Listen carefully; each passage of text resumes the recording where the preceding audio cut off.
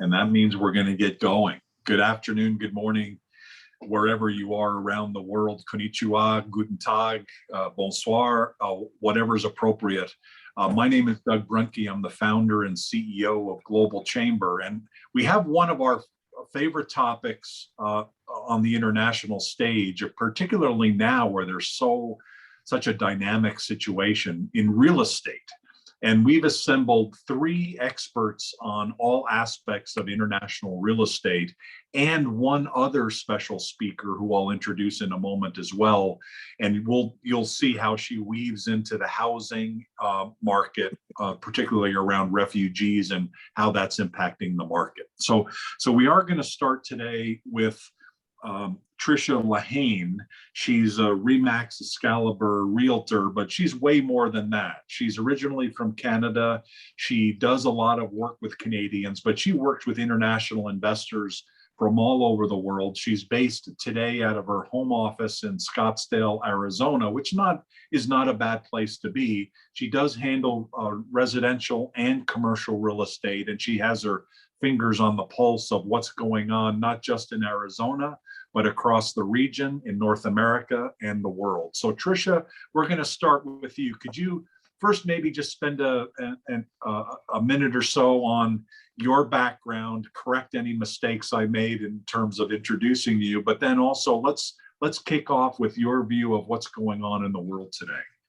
Absolutely, Doug. Thank you so much for this opportunity. Actually, I am so proud to be a Global Chamber member and have the opportunity to be here today.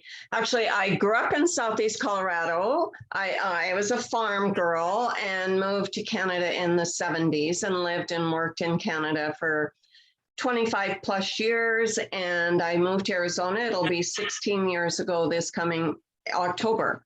And I thought, in one of the most beautiful parts of the world, Kelowna, British Columbia. I think you actually have been there, Doug. And didn't think I would ever leave, but I love life and the lifestyle that Arizona offers. We'll be glad to see probably the end of September comes, so we aren't hitting those 108 and 110 temperature days. But I've been a full-time realtor 15 years, and when I moved here to marry my late husband, it was an automatic. He was a broker of a large company here in the Valley, that I would become a realtor.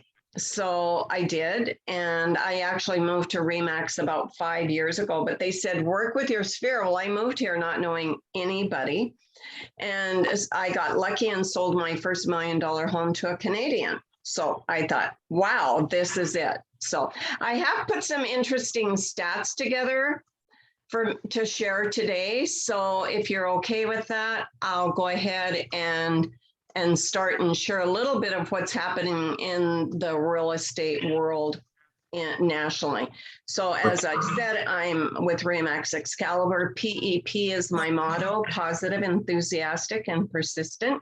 So the information I'm sharing with you today, and I'm sure James has this available to him as well, I mainly do residential. I've touched a little bit in commercial, but residential is my primary focus. So starting in 2009, the National Association of Realtors put together international transactions in residential U.S. real estate. And what I'm doing here is I'm sharing with you a comparison to 2020 and 2021. And it's from March till April every year. So you can see 2020, our volume of residential real estate in the United States from outside sources was 74 billion. And I think we were all very excited to see the report come out, and it comes out pretty well around the middle of July to the end of July. So we were anxious, especially with COVID, to see what it would look like. So in 2021, it was 54.4 billion, which is still a lot of money. So I think this is something that is interesting as well. The top 5 states. So Florida for 2020 to 2021 remained the same. They are the #1 state. And I think a lot of it is their location, and that they are such a wonderful access to all of the world. At 22%, California is #2. Texas remained the same at 9%. But #4 actually is very exciting to me since I live in Arizona. We came back to the top 5.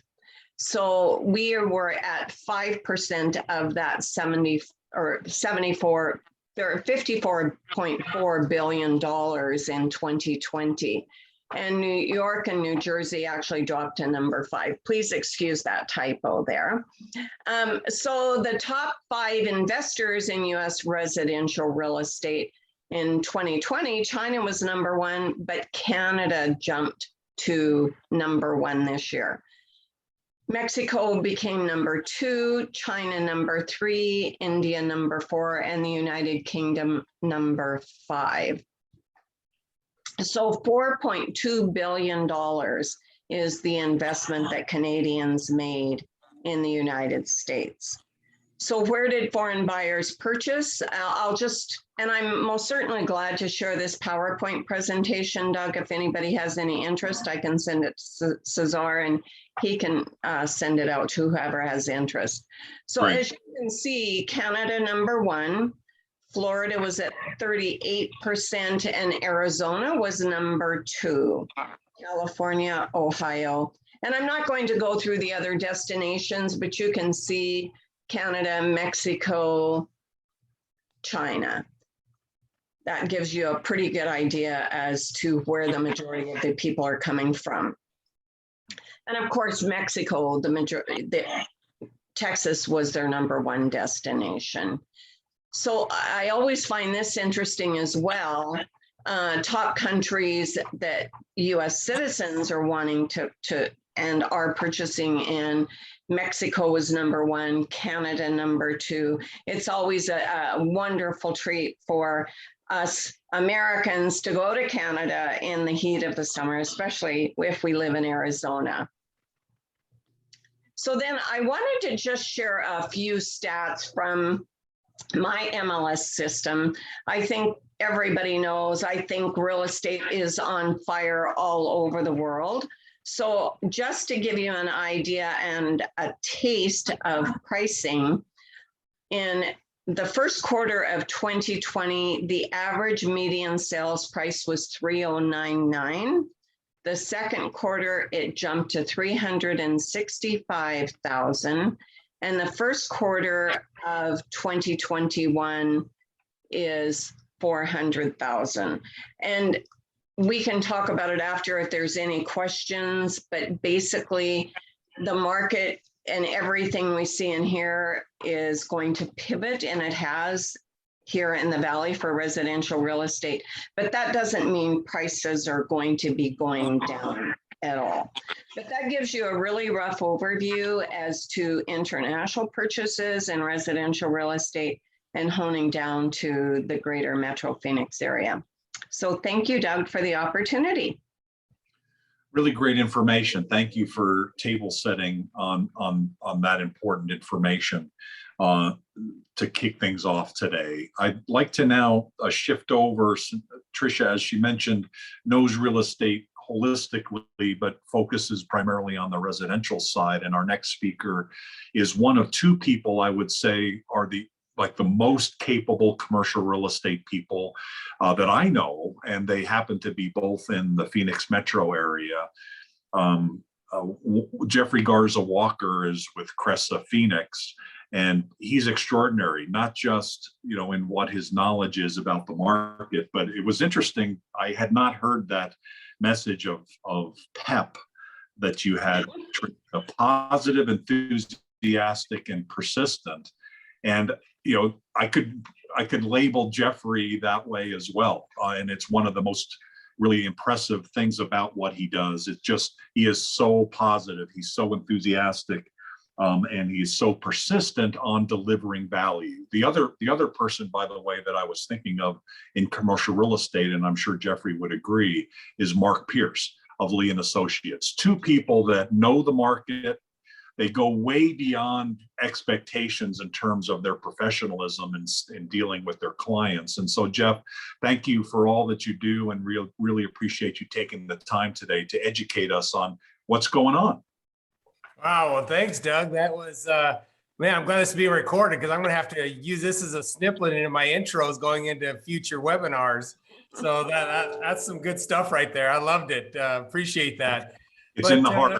I feel it. I feel it in your heart, and never waver. So appreciate everything that you do, and look forward to learning more, because I think your finger on the market right now, in a dynamic market, right? It's really an interesting time to be where you are.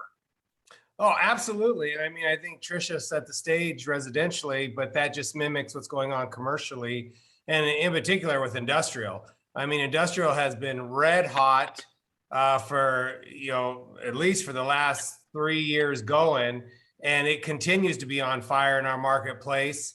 In fact, we just received a report from CoStar that there's more than 18 million new square feet of industrial being constructed in the Phoenix Valley. I mean, as we speak right now, 18 million additional square feet to what we already have. And out of that, 75% of it is going where in the Valley? Do you know that answer, Doug? You mean which town or which region? Which side of the Valley? East, west, north, south? Would you guess? It's got to be west side. West side corridor. You have all these companies coming in from California where it's gotten too expensive. So now they're transitioning. Arizona is the perfect match. If you're going to go further east, you might as well go to Texas, because you're stepping over New Mexico.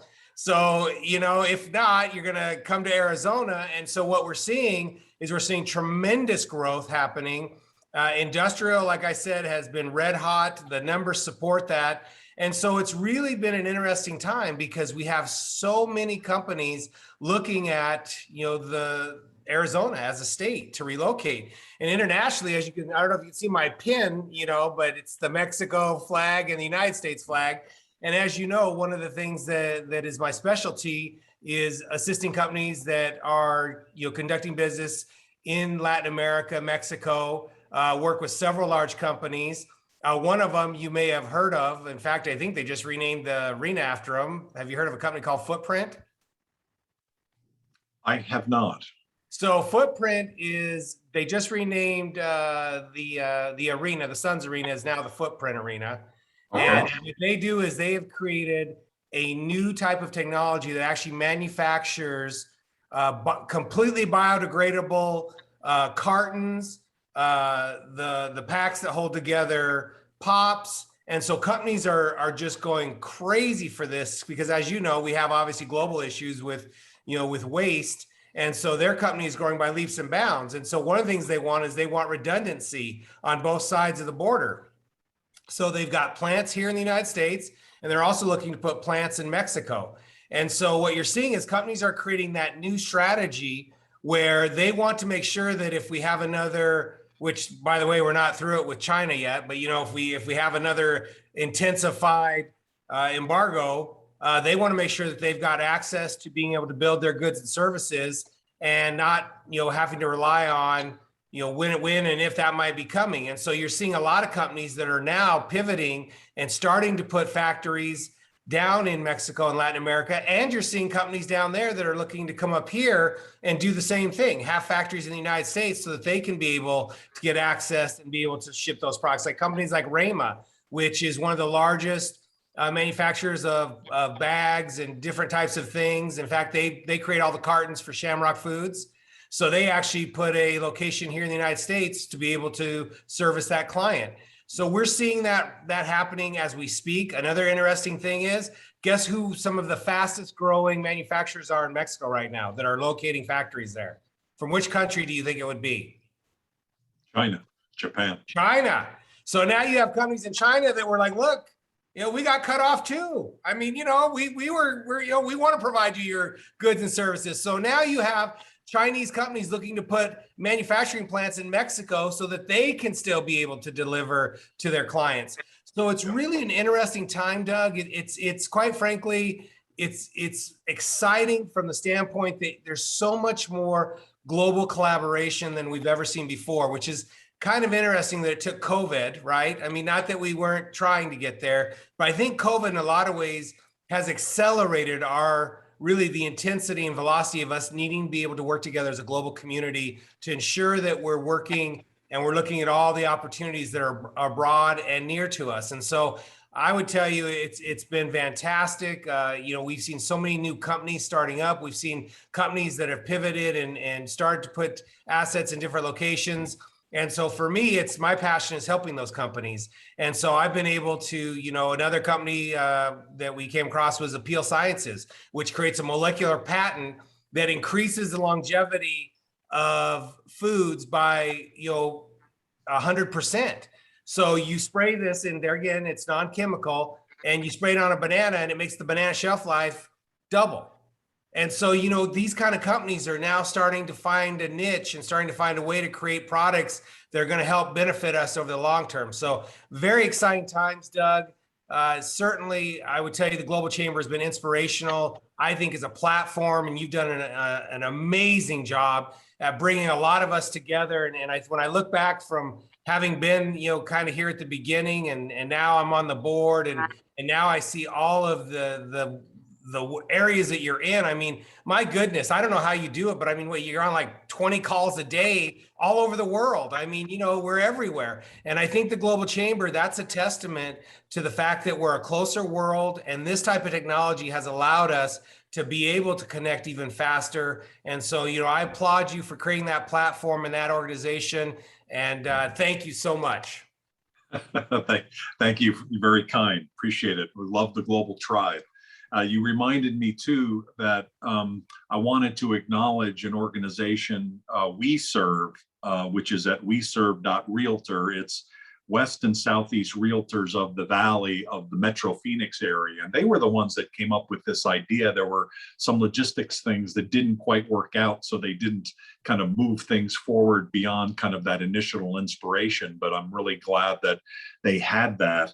I'm also, when I think about positive, enthusiastic, and persistent, the other three things that key me into you and to Tricia and our next speaker, James, is informative, innovative, and inspiring. The three I's. And all three of you are like that. And James, he's based out of Irvine, California, and has his finger on the pulse of not just the real estate market there in California, but globally. And so, James, you're the president of EXP Commercial, and really appreciate all the things you're doing, including the innovative platform that you've introduced to me. Could you go next and kind of give us your view of what's going on?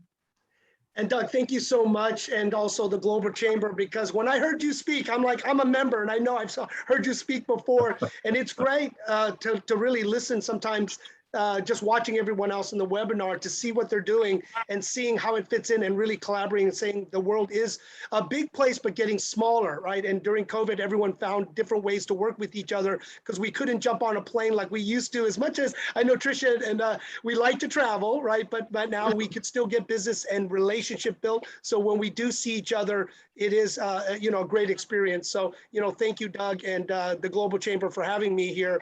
And just a little bit about my background. So I was an ex-Marcus and Millichap. And yes, I know the California market always feeds into the Arizona market, because I don't know how many exchange clients I had from Southern California going to Phoenix and Scottsdale. So I got to know the market very well. And then with my next evolution, I got to run a large franchise operation, with a legend in the industry. So I was happy to have that opportunity before I came to EXP Commercial to really set up their entire commercial platform, domestic and globally, but all these ancillary services. So the great thing now, I get to see big picture of what's happening, what's moving around, hearing from other experts, and really just being a sponge and listening to everyone. And as Tricia knows, when I used to travel for ARI, I got to give out to a shout out to ARI, the Asian Real Estate Association of America, a great group. And I was traveling around pre-COVID, right? Around the time where people didn't know, in 2019, until when everything ended to me, March 13th, when I stopped traveling to meet all of these different chapters and install presidents. And then during that time, I got to speak about commercial real estate when we actually just stopped traveling, and everyone's like, what is going on? So when I did a mid-March 2020 catch up, we said, what is going on? What is happening, right? When I was speaking to a lot of the realtor boards, and I basically said, we don't know yet, right? We saw the stock market go down. There was a lot of panic, a lot of fear, but then because April was coming up, who was going to pay for rent, right? This is the time where many of the landlords and property manager, asset management was wondering how much damage, right, did this impact and how much rent were we going to collect? So obviously, month to month, everyone was watching what was going on in the different product types about rent collection, but also things started happening that we knew market went down, people couldn't pay rent in different industries, but also then we started adding the moratorium, right, to the residential and housing, right, the rental market. So that was very interesting. And then I got to do another update of September 2020, and we talked about what now is changing since we now knew it's going to be a recovery. It's about the vaccine. But the other big thing that was coming up was the election, right? Because we were all talking about money coming in. And unfortunately, you know, whether Republican, Democrat, but money wasn't flowing in, especially from a lot of the Asian countries. China didn't come into the US. People were in a wait and see until the election happened. So everyone was watching. Yes. What is going on, right? What is going on with our country? Which Republican or Democrat party would be in power? And we can then figure out. So a lot of the money, even when we were in the pandemic, was waiting for the election. So then they knew what to do. Kind of fast forwarding now with all of the things happening then, what it did to properties were no matter what, higher cost to run the property. Now everyone needs to sterilize everything. Everyone's using different technology to look at people to make sure, you know, heat temperatures, facial recognition, so many other things, because from what happened through the pandemic, everyone started saying, we have to put these implementations into place for the way buildings are being run. And then this is what it did. It's changed the higher costs. Now coming to 2021, it was the vaccine race. How to vaccinate, how to get there, how to get back to the normal with everything else right now, right? Since we went into that deep dive and then we started coming back, but not, as Jeff knows very well, and he's lucky in industrial, right? But we had the slump in industrial before the online platform started picking up, is then we took that large slump. But during this time, what we're looking at very carefully is not only the vaccine, but how the mutations are going, what is happening with the end of the moratorium, what is going on with inflation, what is going on with the job market, right? So when we talk about, let's say, the four major food groups, because it pretty much overlaps everything else in the country. Retail was already in a transition mode, right? Even before COVID, it was going through evolutions and changes and pivoting, and we keep on hearing this word, readaptive use, right? What could we make it into? Because the C-type properties, shopping malls, forget it, right? What are we going to do? I've seen some just go out. Retail plazas in A locations. Right now, it turned into a mixed use, and as many people see in the big retail mall owners, they started buying or investing into into the anchor tenants or some of their shopping, because that is the ones that are feeding. So in retail, it went down, but it hasn't even recovered where pre-COVID times, right? It's still recovering. Rental rates are not there yet, but we've already knew that. But the interesting thing that happened during COVID was now the office market got really hit, because now everyone started saying, I'm working at home, I'm sheltered in place, I'm not going anywhere. So guess what? We're not going to sit there and just not work. We figure out different ways, especially those, I always say, that pivot, want to hustle, we innovate. We use technology to figure out other ways to communicate, other ways to work. And one thing that did change the commercial real estate industry is the way people do business now. Commercial has forever changed within many other businesses. And that's why office is going through another transition where everyone is downsizing. If everyone sees Salesforce and a bunch of big companies in San Francisco, let go of their spot. Many people were in the core of business. They said, I don't need to be here. I'm going to move to Texas. I'm going to move to Arizona. I'm going to move to other states where they try to keep still their level of income, right? But they were working remotely, right? And a lot of times they didn't want to come back, especially with everything going on. So we are living in a very new world of office. It is not going to be no more brick and mortar or all virtual. Right now, it's with the executives to really study And now there's enough data points to understand the efficiency of what departments and how often do you need to meet. So it is a very interesting time, like what happened to retail in office and industrial. Oh my gosh, and Jeffrey hit it on. And I should have kept my industrial buildings I had back in Commerce because it was below $1 a square foot. You can't even make enough real industrial anymore, right? With these big hubs. And we have different friends saying, Jim, we need site location. Get your army of people to look for locations. Start doing demographic studies. Start doing site location. Please, please, please. We need more hubs, right, around. So we can't keep up with the amount of flow. And I know industrial during COVID took a hit because there was uncertainty, but it's gone higher. It's gone higher and the demand is bigger. It is so exciting in the industrial with the with all of the online shopping and more businesses coming on, it's only going to grow, as we all know. And then one of the weird, interesting things was multifamily. Multifamily housing is very interesting during this time. It still was a good buffer, even though people didn't want to be compact together in locations, right? People are fearful. People wanted then to move out of the core cities being packed in. Everyone was looking for homes. Like I heard all my friends in New York started selling their homes, whatever they could do, and moving to New Jersey. My friends said that were listing properties in New Jersey. They couldn't keep up with all the New Yorkers or in the Hamptons to get out of the city. Everyone's getting out of the city and not everyone, is coming back. And many people moved to just more sprawled out locations. So that has been a big change in multifamily. But the good thing with housing, we always called it a good base, a good support, because we don't know what's going to have on with the end of moratorium that people may not be buying. We saw with some of the reports, right? The lowest level out of in 2 months of what's going on with being able to buy, a home now, right? So there may be more uncertainty and multifamily is going up with the industrial. So there is so much demand because it's hard to build. They can't find locations for multifamily.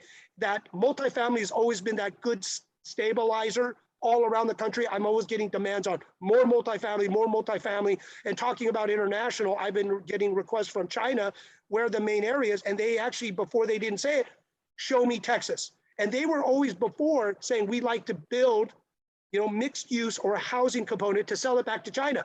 They said, Jim, find us property we can sell in China. I said, there's no property. Right? The market in and residential was the hottest market, that there was nothing to sell you. So I said, why don't you start looking for locations so you can then build it to sell it back? And I said, don't worry, if you don't sell it, there's going to be some demand within the US anyway. So they were making me still look in the core cities, obviously California and New York, right? They always like a bargain with whatever they can find. But also what I found was very interesting, Florida, Orlando popped up on their map to me, and Texas. And this is the really exciting thing kind of going forward, tying in more of the California to Arizona. Everyone else is benefiting because of our change and the way our governments run, right? Higher and harder ways to develop, higher costs, higher taxes. So we know there's a flow of capital and money and people going to Nevada, Arizona, Texas, Florida, but obviously whatever borders us, it's just a flow. And international, yep. I'm very lucky and happy to be in part of these conversations. So Jeffrey, we need to talk because those are some of my friends from the Taiwanese semiconductor and all of their ancillary services, right? So I said there's some interesting opportunities because I've been in talk because many of their presidents are in California buying homes, Tricia, in Phoenix and Scottsdale. So I knew exactly what they're building. And they were telling me, we need to buy, we need to find. And I know they've been working in and talking to the mayor and talking to the state and also, infrastructure with supposedly they were telling me 3,000 people will be moving in. So they're looking, they told us we need multifamily. We need a house, temporary housing to transition. But also another interesting tidbit for those who are on the line, retail, shopping, more of what we call the Asian malls need to be popping up. So, building that is just really exciting. And I said, congratulations, Arizona, for all this good stuff that is coming. And thank you, Doug, and the chamber, because now I want to collaborate with a lot of friends here so we can do some business together. So thank you, Doug. We got to get you more excited. I tell you, there's so much going on, and really appreciate your knowledge and pulling all of that together. So we're about halfway through our program today. And so now you've heard from 3 experts and really some great information. We're going to have time for Q&A. So hang on and either put your information or questions in the chat area or in the Q&A area, and we'll get to those. Before we do, however, we have a special speaker. So the 3 that we've had are real estate experts, parts of the Global Tribe. And another part of the Global Tribe is people who are supporting the world in an international way, but in a humanitarian way. And so our next speaker is Pamela DeLargy. She has worked for the United Nations. She's now working at Arizona State University, and her specific title is Executive Director, Education for Humanity. And Pamela, please correct me for any errors that I make in terms of describing you, because I know you less than the others. I did meet Pamela through an organization, the Arizona Hispanic Chamber, which brings together different kinds of chambers, including the Global Chamber. And when Pamela spoke a few weeks ago, it became clear that she has her finger on the button for refugees and what's happening with them moving into these markets, and in particularly the housing market. And so I thought it would be good for us to hear more about what she's seeing out there, how it might be impacting the housing market. And so Pamela, thank you so much for taking the time today, and we look forward to learning more about what the situation is with refugees. Thank you, Doug, for having me. I wish I could harness the knowledge and the energy and commitment of the 3 previous speakers to help solve some other problems in Arizona and in the West too. Maybe we can. Part of the reason why we get that's what we're hoping, right? That's the what Global we're Tribe hoping. together. Exactly. I think the reason Doug actually invited me here was because he saw me in another forum where there was a lot of discussion about the upcoming arrival of Afghan refugees here in Arizona. And I was kvetching a lot about the huge challenges of housing. So I'm going to just tell you a little bit about the refugee situation in the Arizona Refugee Resettlement Program, and also a story about housing. You may not know, but Phoenix is a major city in the US for the longtime US State Department Refugee Resettlement Program. And Phoenix started being a great host for refugees in that program 25 years ago. And you can kind of look at global conflict and other issues across time and predict who was coming at that time. Initially, people coming from the Soviet Union, people coming from Laos and Vietnam and Cambodia. Then a little bit later from Iran, then onward, Bosnia, Eastern Europe and other places. But now the biggest groups arriving in the normal refugee resettlement program in Arizona are from the Democratic Republic of Congo, from Burundi, from Myanmar, Burma, from Bhutan, and from Cuba. You might be surprised how many Cubans are arriving in Arizona, and quite a number of other countries. But I thought you might be interested in this today because we are anticipating arrival of quite a large number of people coming from Afghanistan. This includes those who are working with the US military in one way or the other, Afghan scholars, Afghan women activists, journalists, others who are at risk under the Taliban, and those who have some connections already in Arizona. At ASU, we were on the phone all morning. We've helped to evacuate a lot of alumni, families of Afghan students who are at ASU, getting them to neighboring countries and trying to get them the kinds of visas they can get to come here. But I wanted to talk a little bit about the challenges that a lot of these people face when they arrive in Arizona. Perhaps I should back up and say one of the most remarkable things is that Arizona has always had a very good bipartisan support for refugees. Republican, Democrat, whatever governor, whatever legislature, whatever local government, there has always been broad support for refugee resettlement in Arizona. And I think we can be very proud of that. And that has not changed today. Governor Ducey has committed very clearly to support, especially for Afghans arriving. Our state government is committed. Maricopa County, Pima County, other counties are committed. So it's quite a nice situation in that regard. What you were hearing before, I think Tricia talked about the increase in prices in housing. Of course, availability of housing is an issue. Prices are an issue, but there are some other things I want to talk about as well. In any one year for the past few years, Arizona has probably brought maybe 2,000 refugees, if you count all the family members. And this year probably will be a little bit more than that, because I think a number of Afghanis will also be coming here.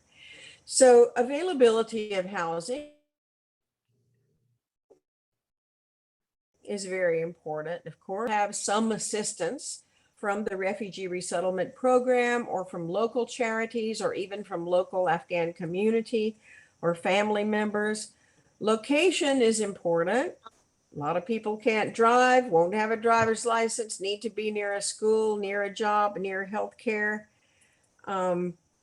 All of this is fine. But as I was talking to Doug about this before, we realized that one might think that money was the issue here, but money is not always the issue.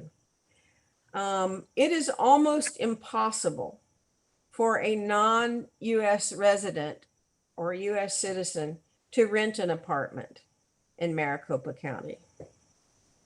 It is almost impossible for someone without a social security number yet to rent an apartment.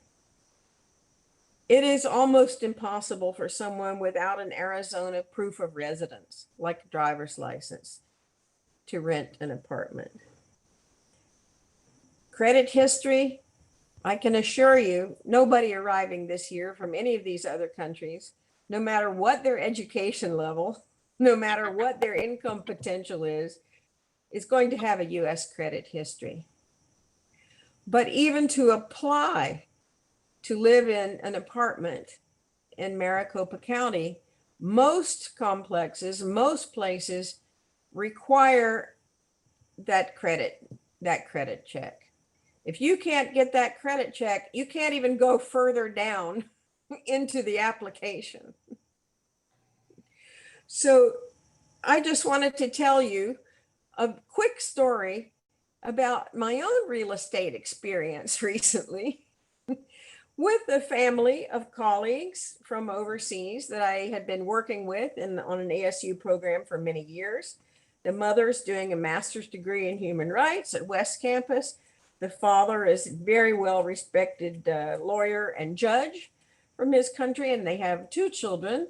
And they came here and we thought, okay, let's just find them an apartment in Glendale.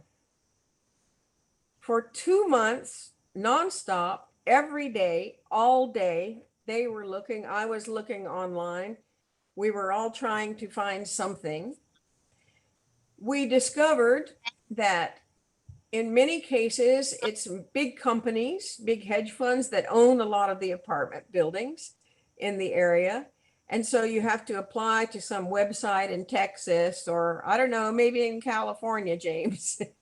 You can't get any farther if you don't have the social security number, because it somehow assumes you're undocumented, which is not the case at all.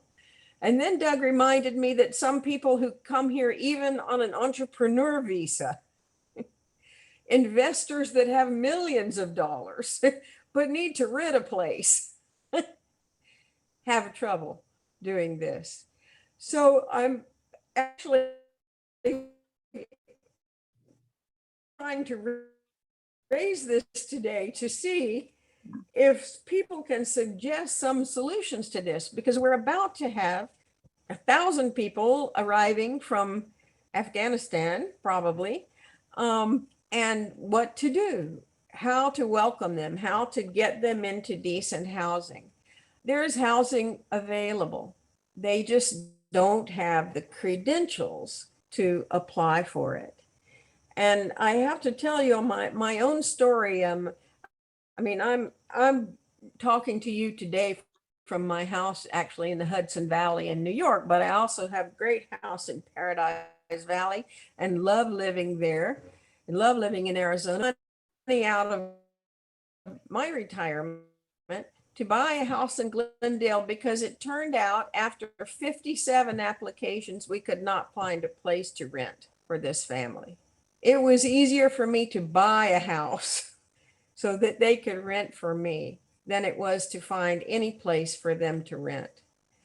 So I am a happy participant in the real estate market in Arizona, but probably unwisely buying at the time of the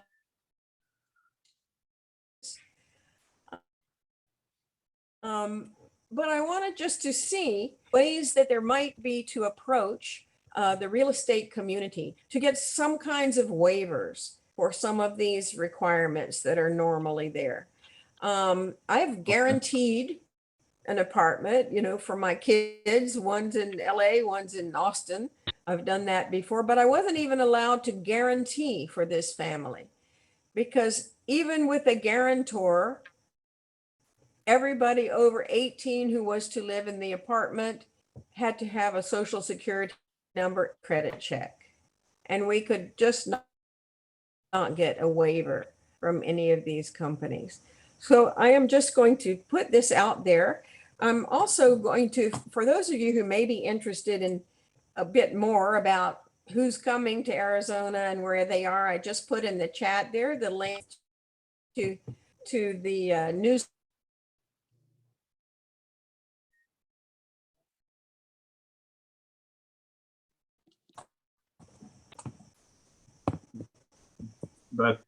That sounds good. I'm not sure if it's something on my end, but you kind of broke up and I can't hear you anymore. So I think we're going to move on. It must be something in the Hudson Valley. That's where I'm from originally, but I think you're a little bit further up north. Are you still there, Pamela? Yeah, So, I'm here. Okay. Can you hear me? We can hear you now. Yeah, I'm going to turn it back over to the other speakers and have them respond to what you said. But one thing that occurred to me that hadn't before was a conversation I had in the interim since you and I chatted, and that was with the country of Estonia. And they were explaining their e-residency program, and they were going through how the government there has set it up so that people can live in Estonia and avoid the issues that are real in the United States. Without the credit history, you can't do nearly anything. And so there may be something there that we can work on, or maybe get some folks involved with to be able to help on that side. In terms of the response from Tricia and James and from Jeffrey, this may or may not be new to you, kind of what's going on here. Any response from you in terms of something you've heard here? I'm glad to jump in, Doug. So absolutely, we have a housing shortage. And I was just saying in the last couple of days to my husband, I knew that Arizona was tagged that we would be receiving some refugees from Afghanistan. And we have so many people, and you, Doug, you probably know the numbers, but I think it's an average of 380 people per day moving to the greater Metro Phoenix area. And I mean, that's with the people leaving. So, you know, housing for purchasing rentals is very high in demand. And so I was really excited when Doug mentioned that Pamela was going to be presenting. I wanted to get your take on it. Okay. So what do you advise investors? So somebody sitting in China, as James suggested, or Mexico or Canada, is this a good time to buy? And what are some of the things that you would normally recommend, or what do you normally recommend at this moment? You know what, we're seeing in residential real estate a very high demand for seasonal rentals. People are actually generating more money on an annual basis because the greater Metro Phoenix area is so desirable. As a matter of fact, I was flying back from Tahoe a few weeks ago attending a conference, and there was a group of young ladies there and they were partying it up like crazy. I said, I bet you're coming to Scottsdale for a bachelorette party, right? Even for more and more investors from out of the country, they are investing in properties for seasonal rentals. So again, that creates a larger demand for year-round rentals. It's not going to be easy, Pamela. I applaud you in what you're taking on. And Pamela, yeah, I'd love to help, because some of these publicly traded that I am talking to their local presidents, being part of the community coming in would be a great gesture to show its support, and maybe just raising awareness, right, to these companies coming into the Arizona market of maybe what else could you do? How else can you help the local community? So happy to connect some of these other connections with I know around 10 different companies are coming and support companies for Taiwan Semiconductor, in addition to others, but those main ones are coming in, and it's just raising awareness, right? And those want to be involved would, they do pretty well. So they can possibly do something to help. So it's just, yeah, I got your link, and whatever we can talk to help and introductions, I'm happy to do it.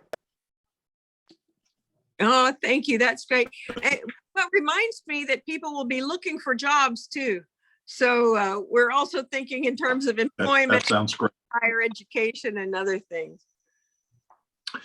Jeffrey, would you like to comment on the commercial real estate impacts of all of this, including the influx of the new Taiwan investment with TSMC? And I think it was James that mentioned, or did you mention the 3,000 employees that are coming in, or 3,000 folks? Are you involved in that? And how does that kind of play into all the other dynamics that we heard about today?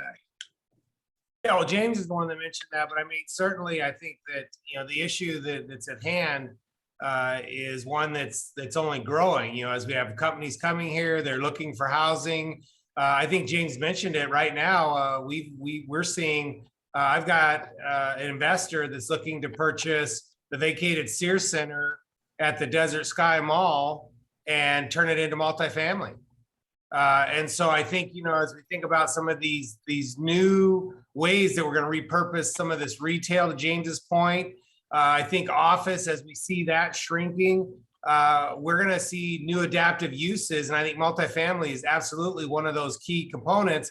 And so I think it's getting in front of those investors, those buyers and developers, and helping them understand, hey, here's a need that we have. How can we develop, quite frankly, our own workforce housing for our people that are coming to this country, or people that are being relocated here? And I think that's a conversation. I think these organizations like, and Doug, you're aware of CPLC, Chicanos por la Causa, that has an organization now in Mexico. And they received, I think, somewhere north of 50 million in new market tax credits. There's a great organization you could go to that's building affordable housing and say, hey, what can we do to create something for these refugees or for people that are relocating here? I think that's the conversation we've got to have. And I think from an industrial standpoint, commercial standpoint, those all support each other, because look, if you're going to bring people here to work, you want to have them a place to live. And I think, Pamela, we applaud you for what you're doing, but doing one house at a time, it's going to be tough, right? We've got to get in front of these developers that are, doing multiple projects and help them understand here's a real issue, but oh, by the way, guess what? Their money works just as well. So, what if we were to build this and we could guarantee you that, out of 3,000 people coming, we can put 1,000 people in your brand new multifamily development housing unit, and, here's what they'd be willing to pay. Let's do the, NOI cap rate cappuccino analysis that James likes to do and say, here's what it's worth for you. So, I think those are the conversations we can have. And I think we need to do it in a more strategic effort. And there again, Doug, just applaud you that you're bringing Pamela into this conversation, because that's what it takes, is aligning those organizations and those thoughts. I'm actually going to be with David Adami next week, playing in the Guacamole Open at the Legacy. So as Doug knows, I love to swing the sticks. But Pamela, certainly I'm going to mention this to David Adami, and I'm going to try to connect you with him. I think those are things we've got to do to make this get a little bit more sense of urgency and velocity behind it. But I think it's very obtainable if we work together, as the global tribe. That's great. I think, Pamela, you're already connected to CPLC, but the fact that Jeffrey is good friends with the leader of CPLC could be very beneficial potentially. What do you think? Are you already connected there? We are connected in that we're working on English language training with some of the unaccompanied minor refugees that Chicanos por la Causa is supporting. Wonderful organization. Okay, well, maybe we can step that up, and when Jeffrey gets involved, dangerous things happen in a good way. So let's see what we can do. And so now you guys are connected. James, did you have anything else? Oh, hold on, but Doug, I don't want to lose. There was a chat from Erica, and she just commented. I think it goes back to what I just said, Pamela's saying, and I think this is what James is going to say. There's tons of investors out there with lined pockets of gold that let's be altruistic, right? Let's do it for the right reasons, but they need to make a return on their investment. And if we could show them how they can achieve both, that's the win-win in this whole situation. So I thought that was a comment that was worth pointing out from the chat. Thank you, Erica. Awesome everything that you do, and thank you for bringing that up. I mean, just making money, isn't enough, I think, is what we're really talking about here, right? We're going to make money, so why not make money and do good at the same time? And so thank you, Erica, for reminding us that. James, did you have anything else you wanted to add? We've only got about 5 minutes left, so maybe what we should do is just kind of recap each of you, maybe with 5 minutes and 4 people, we've only got like a minute each. So James, any recaps or anything else you'd like to add before we close down the program?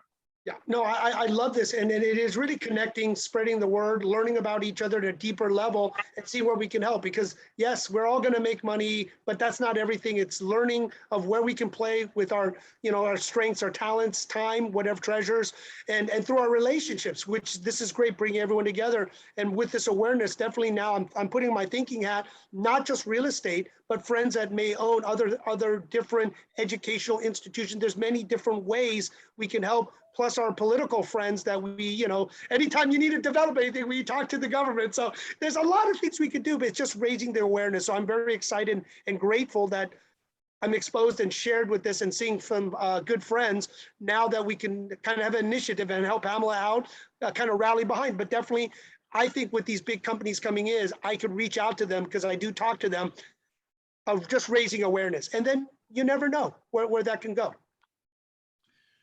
That's great. And something that Pamela said really I cued in on, which was the bipartisan support for this idea. Arizona has just kind of weird politics sometimes, but there are elements of it that are very reassuring.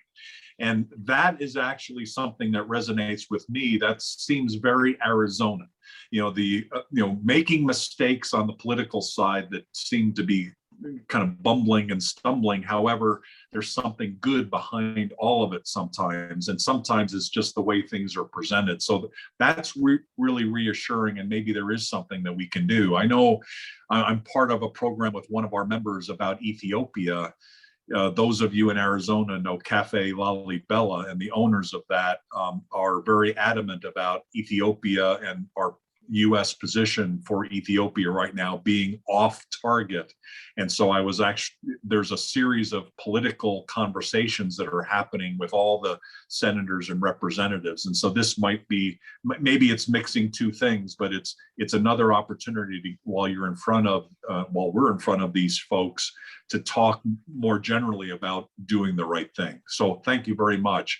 Pamela, what do you think? What would you like to say in kind of concluding? No, this is great. I'd love to be in touch with you, but just a reminder, it's not only about availability. It's not only about cost. It's about restriction. It's about restricting non-citizens, people with non-US credit histories from rentals. So that means investors as well. That means engineers. It means people coming to work for Intel. It means coming to work for ASU. We have 7 visiting faculty from Armenia right now. We're finding it very difficult to find a place for. So I think this is not only helpful for refugees and other communities we want to provide some support for, but for helping to make Phoenix an actual global city, not to be globally unfriendly. Yep, that's an area that I've written down some notes, and I'm going to be checking in with some people just to kind of see where things are. But that's kind of where I was going with my bipartisan comment of, if that's really the case, and I think it could be, that they should be supportive of this idea, right? Where, like, why should Estonia be ahead of Arizona in terms of their thinking around bringing people in a way that allows them to live a life and have a home and all of those things. So I think we should, there's some opportunity there. So thank you for bringing that to the table. Really appreciate it. Tricia, would you like to make some final comments? Absolutely. And Pamela, I would love to connect with you. I think that there's a huge demand, and the Arizona Association of Realtors actually are in the process of starting a program for affordable housing. So that's a very exciting scenario. But working in the global real estate arena, I think, and I had served on the Canadian Association of Realtors Global Committee for 2 years. I think what's critically important is, as a global realtor, the resources that we bring to the table when we work with foreign nationals coming in to buy or sell. For me, it's not just my experience, but it's also the resources that I have that are able to help my clients and I. So anyway, that's pretty well my wrap. And thank you, Doug, for the opportunity. You still have that Facebook page, don't you, for Yes. international investment? Yes, and even James is part of it. He's presented as well as you have. It's Real Estate Pros Without Borders. And on a monthly basis, we have Catch Up Monday, the first Monday of the month, and the third Monday of every month. It's much more educational. The matter of fact, this coming 20th of September, we actually have a gentleman speaking about international luxury, and we have our own Supreme Auctions from Scottsdale, Arizona, presenting different ways of marketing your luxury properties. So please join our group, Real Estate Pros Without Borders. Just go on, answer the questions. We love to have you be part of our group. Awesome. Great work. What's the population of that group up to now?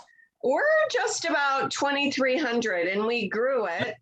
Super. Zero. It started, I think you know that, Doug, because of COVID and us people that do work in the global arena. So we talked about it and decided we need to take advantage of this and educate ourselves. But now we've helped educate people all around the world, and trade missions are happening because of it, and very amazing relationships. Fantastic. Congratulations on all of that. Just a minute left. Jeffrey, would you like to kind of close us down and make any final comment? Yeah, no, Doug. I mean, I'm always excited to be on these panels. I mean, with Tricia and James and Pamela, even we're supposed experts, but getting to get all that knowledge gain and how people go about, changing the world, it's really inspiring. I mean, and I think you walk away with just a little bit of tidbits from each other. And I think that's the beauty of the chamber and these panels. And certainly, if you know more about my story, I'm Jeffrey Garza Walker on LinkedIn. As Doug knows, I was spotlighted by Cresa for our Diversity Inclusive Council. And so my story's varied, but I will tell you this, It's just been a walk of meeting people like this, just very interesting, sharing thoughts and ideas. And, you know, never forget what Margaret Mead said. Never doubt that a small group of concerned citizens can change the world. Indeed, it's the only thing that ever has. And I think the Global Chamber is that small group of concerned citizens that's trying to change the world. You're the